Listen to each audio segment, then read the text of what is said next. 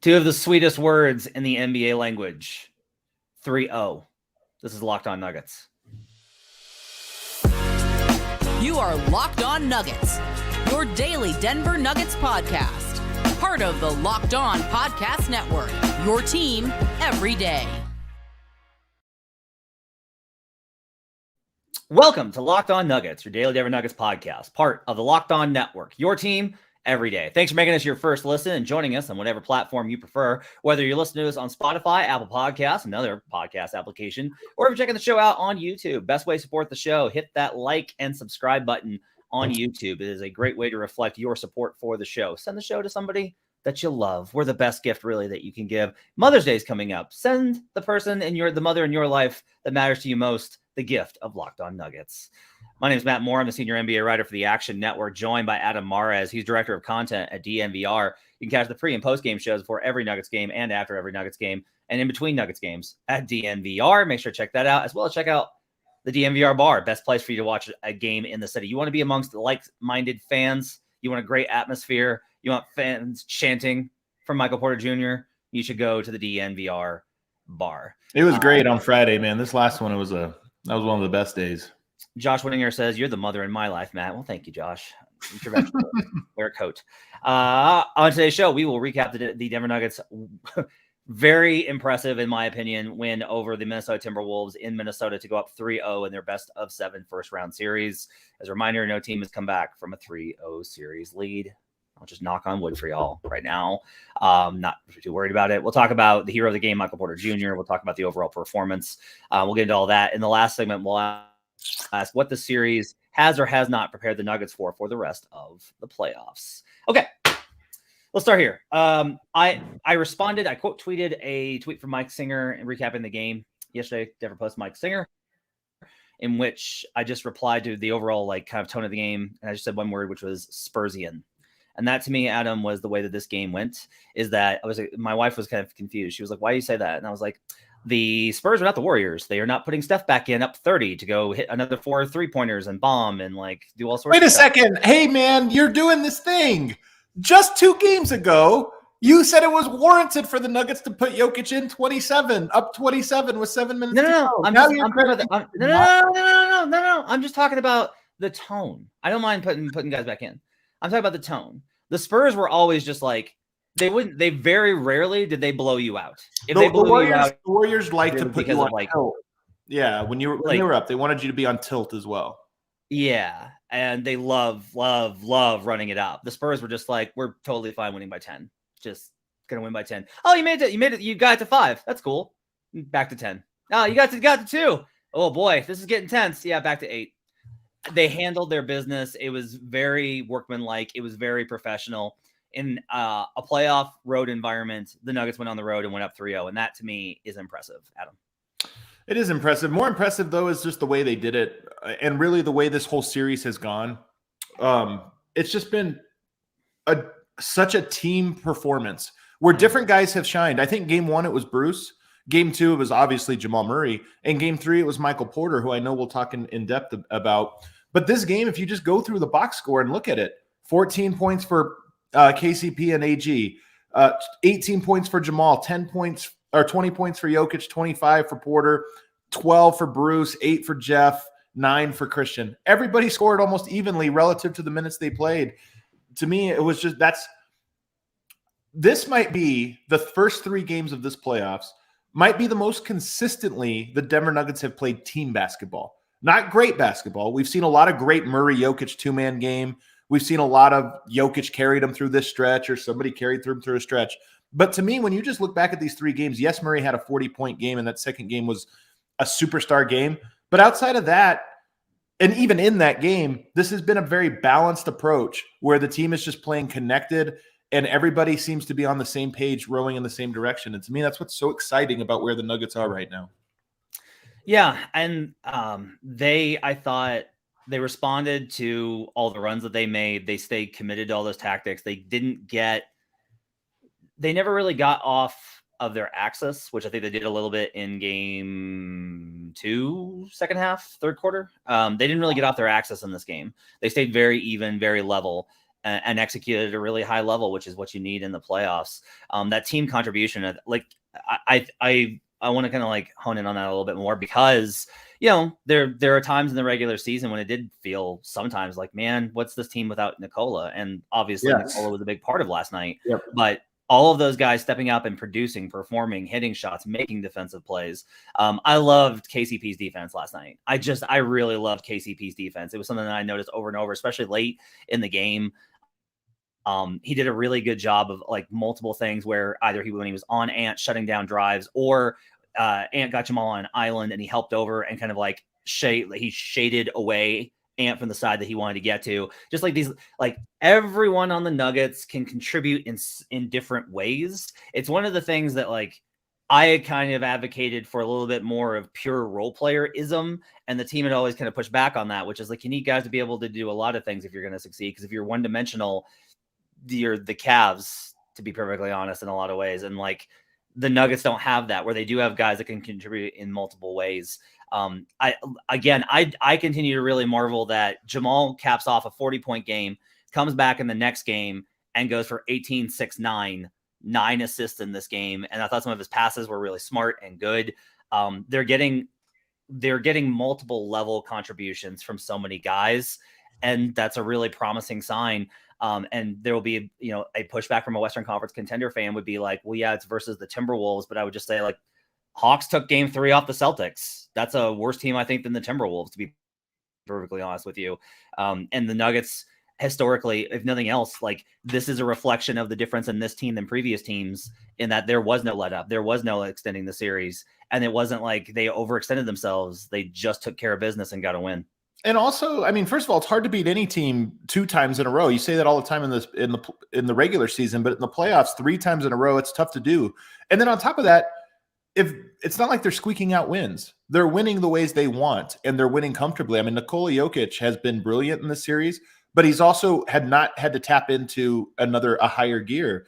And I think that's an encouraging thing, that he hasn't necessarily done that. You mentioned the balance. I thought Jamal Murray, maybe you disagree, I thought the first 5 minutes of this game, Jamal Murray came out trying to pick up where he left off. Yes. He was very aggressive. But to his credit, he very quickly, like you should, he played great in the second half of game 1, great all through game 2. And then he comes out in game 3, pressing a little bit, being extra aggressive. Shots weren't falling, had a couple, bad plays, and then scaled it back and played and let the rhythm come to him. And I just think that's where this Nuggets team is at. Michael Porter has it going.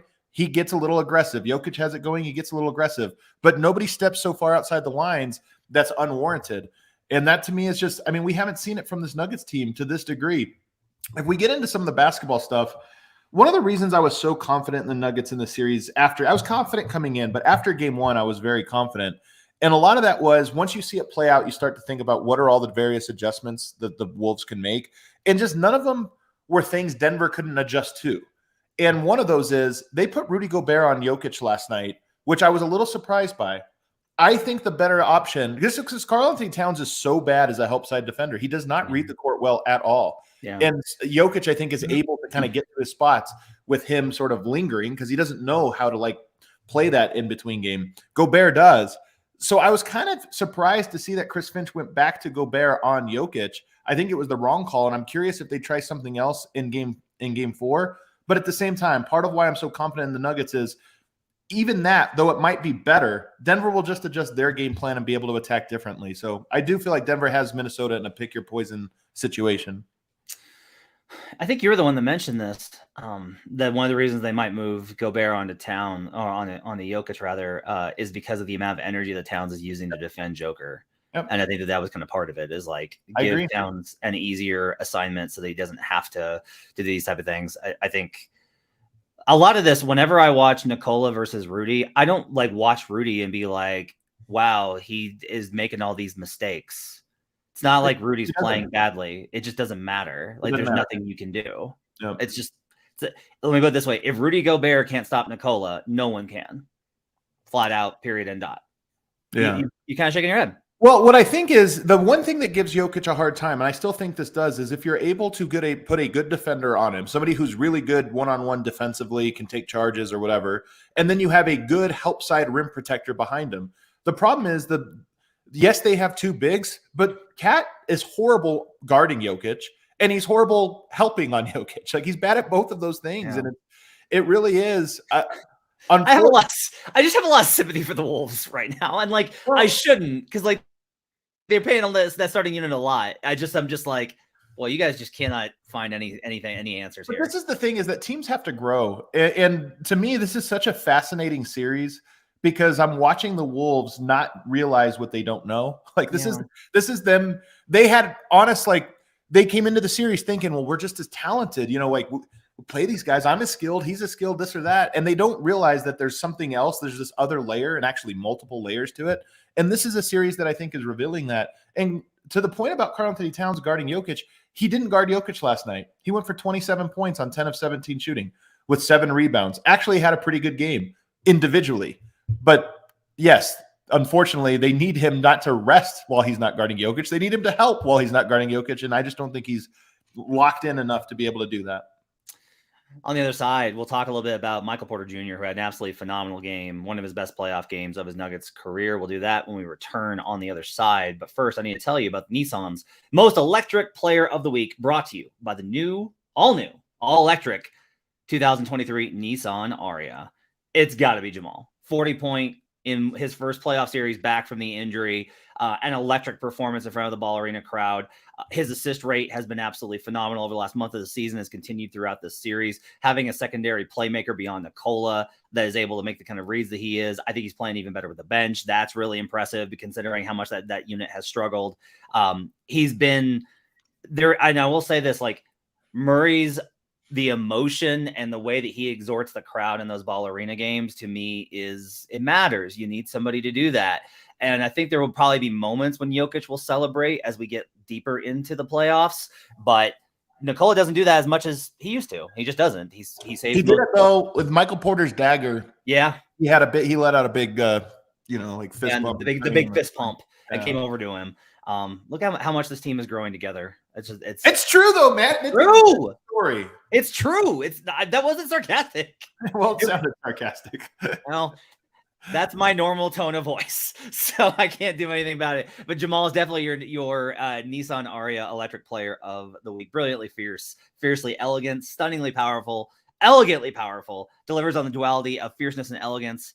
It's a perfect SUV crossover. The 2023 Nissan Ariya packs pin you to your seat power and premium intelligence all in one electric vehicle. The all-new, all-electric 2023 Nissan Ariya, the electric vehicle for people who love to drive. Shop now at nissanusa.com. We'll be right back on Locked On Nuggets.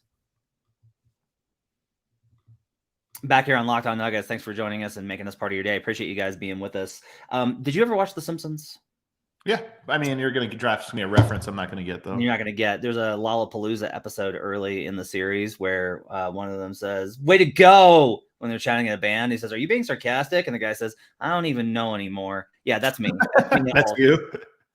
You're like, look at this. The team is coming together. Yeah, I'm serious. They are coming together. I try and be genuine, and you mock me for it. But you can't mock Michael Porter Jr., who's absolutely been sensational. Was great in the last game. They all credit him with that run being crucial to their win, if not winning it outright. And in this one, for example, in this game, he shot 50% on contested field goals in this game, by the way. Like, shooting 50% on contested shots is pretty good. 25 points, 9 boards for MPJ, who continues to contribute on the glass. 2 steals, 2 assists, 1 steal, and a block. Had 2 stocks in this game. +9, 10 of 17 from the field and 4 of 8 from 3. What'd you see from Michael Porter Jr. in this game? Everything. I mean, Michael Porter's ability to play within the system, making shots. He's been locked in. I mean, he's always a shot maker, but he's been really locked in on his open looks, I think, in this entire playoffs. Being in the right place and just playing the right way. Michael Porter is interesting. This is Denver. Do they have a big three? What does it work? What's it like? You have Jokic and Murray are 2 stars. You have KCP and Aaron Gordon, who are 2 role players. And then you have Michael Porter, who goes back and forth between the 2. He's sometimes a role player and sometimes a star. And he has, in my opinion, perfectly split the difference and gone back and forth between those 2 over the first 3 games. Now, it's been easier, but they don't necessarily have the personnel to make it too hard on him. but driving to the basket, finishing around the rim through contact, picking his spots and getting to open lanes. He just looks fantastic. He looks healthy. And most of all, he has evolved from a player who, as Michael Malone said, he's always had the ball in his hand and he's been a star, and he's evolved into a completely different player. I think he's transformed into an A version of that player, a different type of player than he's ever been. And I think his transformation is more or less complete. The Malone MPJ dynamic, I think, has always been complicated. And I think that I will say this, that Malone credited him a lot late in the season, and he especially credited him after game 3 or 2, especially credited him after game 2. But one of the things that he has consistently said is like, he's recognized how difficult this is for MPJ, where the expectations are for him to be a star and stand out. But the role for him on this team and what they need from him is for him to fit in and help and do the things that the team needs on a team-wide status. Like, he has to do both. Like you said, like he has to have, like, when you have opportunities, make the most of them because you have such incredible talent. Also, don't dominate the ball and create those opportunities for yourself so much that you take us out of what we want to do as a whole. Right. And that's a real challenge. It's not just a challenge. Like, it's a challenge in like a macro, the way I think about things, where I think about like what guys want for their careers and what guys think about their own game and their pride. It's also just like tricky to be like, should I take this shot? Is this the one where I need to step up, or do I need to like that feel for the game has to be like incredible in terms of the level that you're playing at, and on this stage at this level, with this level of basketball, with the talent surrounding you. And he's managed it so well, and he's given so much on the defensive end, and he's working so hard on the glass, and he's adding things to his game consistently. Malone added some things into the sets in these last couple of games to actually run more stuff for him, which you think? Yeah, he said, I mean, Malone said as much.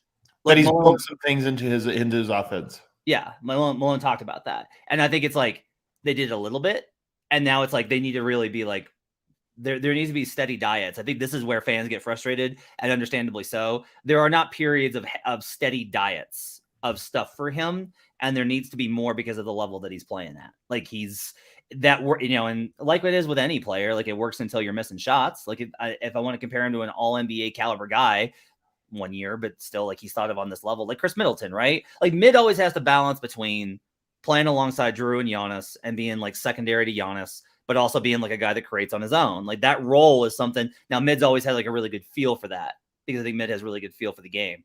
But like that balance is something that's tough. But you do have to have times when, if Mid's got it going, there's like a steady balance, a steady diet, especially when Giannis isn't on the floor. And I think the same is true for MPJ, where there's got to be a steady diet of it for him. I want to ask you. Hold on, though. Yeah, one thing we haven't talked about in the series yet? What? Michael Porter's defense. I was just about to go to this question, my friend. Yeah, in a bad way. Like, he's actually been good, but there hasn't been any moment in the series where we're like, oh man, this is what we were worried about, or here's the weakness. They've run pick and rolls at him and Jokic in particular, like both of those guys. He's just done a good job. He's come so far on that end of the floor. Yeah, CT3 asked, why do you think the Wolves haven't sought out MPJ defensively in this series? Some of this is they're not very smart. Yeah, some of that's that they're not very smart. Some of it, though, I do think is like, I don't think Ant wants to go against a 6'10" guy. I agree. I don't think Mike Conley is not at a point in his career. I don't think he's ever been at a point in his career where he's like, I'm going to seek out the mismatch and attack one-on-one. That's not how that's not what Mike does. Mike's a floor general. So they don't have guys to do that. Like, they do not have guys to attack, and like Cat's never gonna force switches as a ball handler. That's not what he does, right? They can try and generate some of that, but I think, like, honestly, like, that's a pretty good matchup for Mike. The next round is where this gets tougher. Like, if you're asking like about it, is they'll try. Now, we'll say this: in the regular season, the Suns tried and failed. They didn't have KD, but like Chris tried to attack him and it didn't go well. So like, we'll see. But as long as MPJ, here's a lot of it is the bar on here is still low. And this is a key thing in the playoffs. The bar, when you're the guy that teams are targeting on either end of the floor, either offensively or defensively, the bar is very low for what you got to do to make them shift back to like, all right, this isn't enough of an advantage. Like, it just has to be, you're not such a weak point. I could put it in number terms, but it's just basically like, you're not scoring at such a high level that it's like, this is better than any alternative we have. Let's just keep going to this. That's all you got to do, is not be better than their standard offense. If it's not better for them to do that, or defense, then you should go the other way. Because like, the Cavs are having this happen in their series too, where JB Bickerstaff clearly doesn't trust Isaac Okoro. Like, he does not trust him, even though the numbers basically say that like Isaac Okoro is beneficial to their overall success. Shot 43% from three post All-Star break, but the Knicks are leaving Isaac Okoro so open, it's jamming up the offense, and that's a better alternative to them than just like staying home and running standard stuff. So like that kind of balance is where it's at. And so far, MPJ has risen well above that, especially with, I think, has been good interior defense.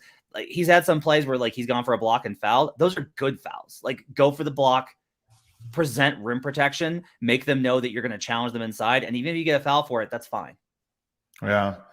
I mean, I don't want to get too far ahead of ourselves just because I think we're going to have a whole week to kind of start to talk about those things. I mean, there really is, it will be a completely different set of challenges, but every round needs to serve a purpose. And I just feel like this round has served so many different purposes, and Michael Porter maybe is chief among those. I mean, just how much he is in the circle of trust. I mean, wouldn't you argue, like, if we said circle of trust guys right now, isn't he like a no-brainer?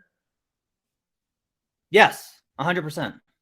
I mean, he's there with Aaron Gordon. Like, Aaron Gordon presents his own things that you worry about, although it should be noted, free throw shooting's one of them, and he was fantastic from the line. Did he miss a free throw? Nope, 5 of 5 in this game. So he stepped up and knocked down his shots. He's knocked down his threes.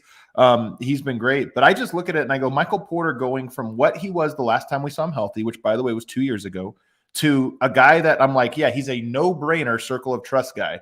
And I saw somebody in the comments earlier say, Malone trusts Christian Braun more than he ever trusted Michael Porter as a rookie. First of all, Michael Porter in his first playoff started, so let's not misremember everything exactly here. And then second of all, Christian Braun is a very low mistake player, and his highs are not that high. He just doesn't screw up. He guards, which is really important, but he doesn't make mistakes. In the playoffs, not making mistakes comes before making good plays. You need guys, if you had to pick between guys that don't make mistakes but don't make anything good happen versus the opposite, you're going to pick, if you have a good team, you're going to pick the no mistake guy. And Michael Porter, what's great about it is he has become a no mistake player or low mistake player, but what he provides you is so positive that now it unlocks all of that, and he's just this big time contributor that's not a wild X factor, an out of control X factor. So I love it. I love where the team is at. And then one other thing I saw in the comments, somebody said like something about Yoke getting it going, or, you know, why is he being passive? I mean, he is being a little bit passive right now, but here's the thing, Matt, who would you guess has the best individual offensive rating on the Nuggets so far? Nikola. I mean, you didn't look, but you can just guess, and it was probably like, I'll bet it's true because it's always true. It's true. And sure enough, it's absolutely true. He has a 126.1 offensive rating in 3 playoff games, of which he's playing the most minutes and being guarded by 2 centers. Like, he is doing great at exactly what he needs to do, and he has not gone into overdrive yet. But are we really questioning whether or not he can? Absolutely. No, I don't think we are questioning that at all. I wanted to point out this stat that I looked up last night through the first 3 games of the series, because to me it's like it does matter. Nikola Jokic in this series has, I'm trying to look up where I had it on Twitter, his assist turnover ratio, it's 27-8. He has 27 assists to 8 turnovers. Murray has 22-6.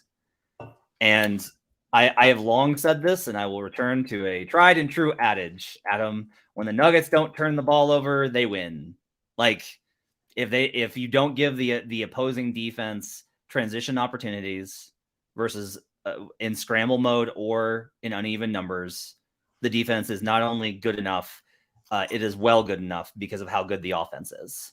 Yeah. And that continues to be true. Like, those 2 guys, with the team as a whole, and some of that's like they're hitting shots, but it's also those turnover figures are very low for 3 games.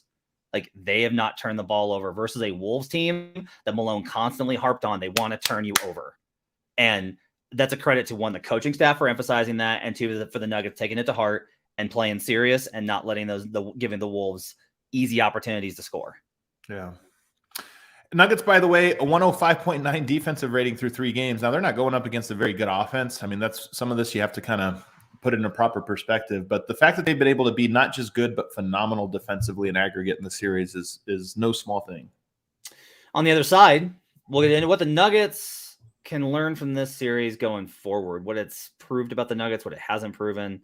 We'll try and put the series into perspective as it heads into Game 4 on Sunday. But first, I need to tell you about eBay Motors, a championship team.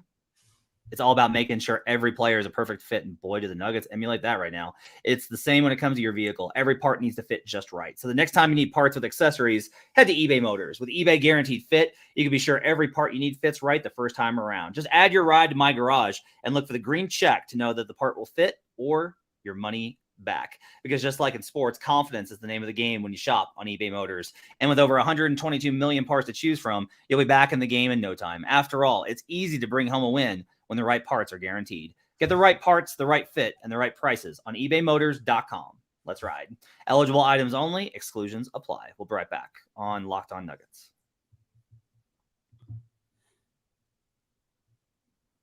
Back here on Locked On Nuggets. Thanks for joining us and making us part of your day. Appreciate you guys being with us on a Saturday, recapping the Nuggets win versus the Wolves in Game 3, looking ahead to Game 4. So, I mean, look, the series is over. I can't resist saying that it doesn't happen. You don't come back from 3-0. Some team will eventually. I don't think it's going to be these Wolves. I think Minnesota has had a year from hell on multiple fronts, and that it is probably they might put up a fight here and push for a gentleman's sweep, but I don't expect them to get out of Game 5 if that's the case. In general, the Nuggets will have advanced in the first round. It'll be a series that they will have gone less than 7 games, which, we didn't know if they were physically capable of doing. I guess one of the things I'll say is, how much has this series, in what ways has this prepared them for the playoffs going forward, Adam? It's a really good question. And by the way, I looked this up and I need to confirm it before I'll tweet it out or something, but I don't believe the Nuggets have ever swept a playoff series in their entire 46-year history. That is confirmed. That was a Kevin Pelton reporter. Kevin Pelton had that one? Yes. There you go. Yeah. So 46 seasons and never once a sweep. So it's meaningful to me that you would be able to pull that off. I just think there's a confidence to knowing, yes, we're that much better than, the lesser of the opponents out here. What's it prepared them for? I do think it was a good tune-up. Like the level of play that they have reached here. I talked to an analytics person who explained to me that they view Denver's defense. They had a hard time trying to say, I'm trying to say, why are they bad on defense? Their half court after a make defense has always been phenomenal, but their transition defense after a miss and their turnover defense is like the worst you can imagine. So there's these signs that Denver could be a good defense in pockets, but there wasn't like an analytics reason that they could point to say this was the reason.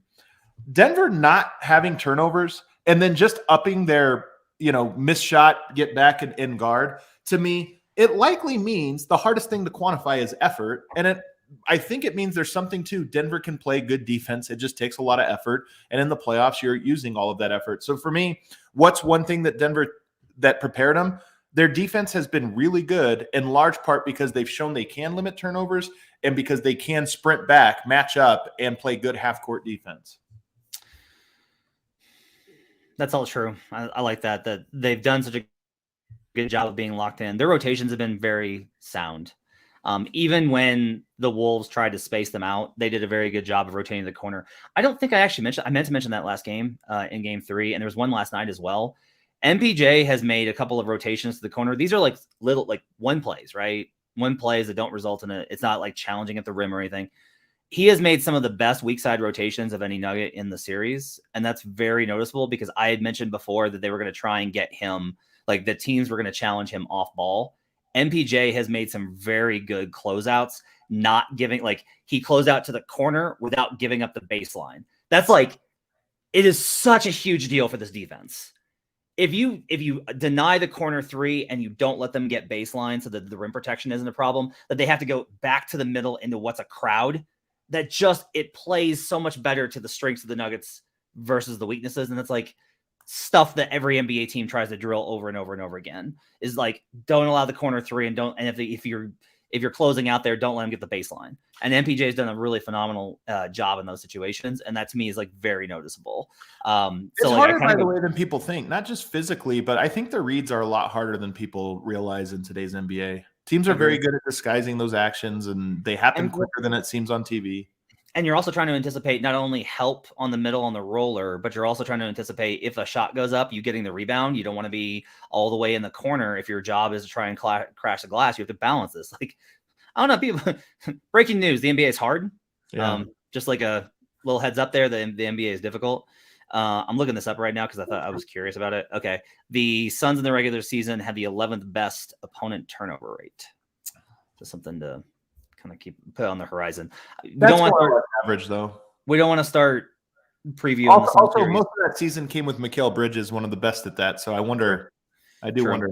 I'll look at the post All-Star stuff later. We got time for that because we're gonna have some time. Somebody asked when game one of the next series would start. And again, before I do that, let me go back because somebody said this. Dakota said this in the chat, and I think it's probably important to say. He begged me not to jinx them. We have seen Joel Embiid get hurt. We have seen Giannis get hurt. We have seen Ja get hurt. Kawhi and PG are now out. So, like, knock on wood, if the Nuggets are able to close out the series. It's not a guaranteed thing. Twists and turns of fate, but things are looking pretty good is the best way to kind of go about it. Somebody did ask if they do sweep the Wolves, when game one would start. Unless the NBA changes its policy, and it does not tend to do this, the key dates, which is actually, you can look at it online. It's available for anybody. They publish key dates for the season. They actually publish conference semifinals this year, which they typically do not.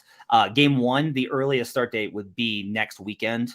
It would be Saturday or Sunday. Yep. Yeah. So you're looking at, if the Nuggets were to win tomorrow, they would be in fact off for the entire week next week before the weekend, which all the better to get Nikola's wrist and everybody else like just healthy and in a good place mentally and physically for what will figure to be a much more difficult series. Yeah, no question about it.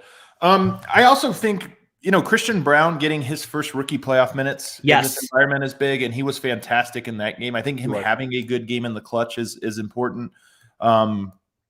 KCP kind of getting a rhythm, all those things. But the biggest one, let's not kid ourselves, Jamal Murray, we hadn't seen him for years. We didn't know what he would look like. The fact that he's already made himself into this scary playoff performer, it changes how teams prepare for Denver. I mean, he's played well enough through these 3 games, and there's one more to go, but he's played well enough that now if you do match up with a Phoenix and they get a week to prepare, as they only need one more win to advance in their own series, that their game plan is going to be largely predicated on Jamal. And part of what's so great about Denver is there's just layers to it. So Denver can start to prepare for, okay, if they're going to take this away, it's going to open up this or that. And that's where Denver, I think, really has a chance to shine as the playoffs go on, is they just have so many different ways to beat you. And they're really not beating you with that many just yet. To go back to Christian Braun, Darius Garland and Evan Mobley were horrific in game one versus the Knicks at home in their first playoff game. And you could tell it shook them. And they were horrific last night in their first road playoff game. So, like, this is a thing that I honestly, I overestimated it because I keep thinking that the Cavs are going to do the thing because they are better than this Knicks team. And then they're annoying me right now by not being so. But that gap for players the first time when you're in the playoffs, like, it hits you. Like, it is not, it is. Jameer Nelson once told me this. My guy, Jameer once told me, he's like, there is nothing that can prepare you for the level of intensity. It is more precise, more demanding. And what did he say? He said bloodthirsty. He's like, it's more bloodthirsty than any other basketball game you've been in. And Jameer was also the only one to ever tell me that the most competitive environment he's ever been in was the finals. Everybody else always said a high school game, an AAU game, or a college game. So Jameer really appreciated the level of play in the playoffs. And so, like, the fact that Christian has handled it and been so calm, so cool, so collected, so mistake-free is really encouraging for him being in the rotation.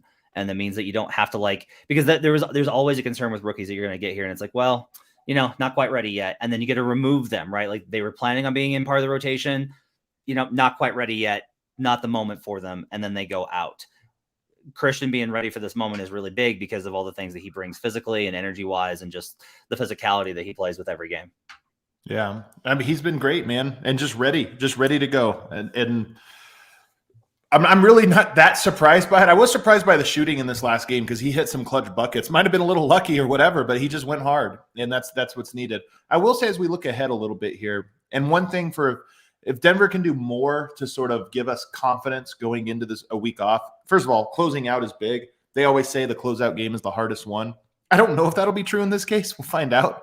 Minnesota maybe is less, desperate to go back to Denver for game 5. I don't know. We'll find out how much pride they play with. But if there's one concerning thing, Matt, the Timberwolves are currently 4th in the playoffs in points per possession on pick and roll with the ball handler, 1.07 points per possession, which is good. I mean, that's pretty good.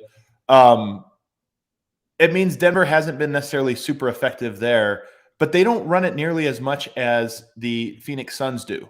And then the same goes, for the roller. Like Denver and pick and roll that's their weakest thing by a mile. Yep. And they played a team that has a good but young player at that in Anthony Edwards, who I think is easier to load up on because he's a great scorer in pick and roll. I don't think he's necessarily a great player, but they're going to go up against guys that are probably better scorers and better playmakers in pick and roll in the next round.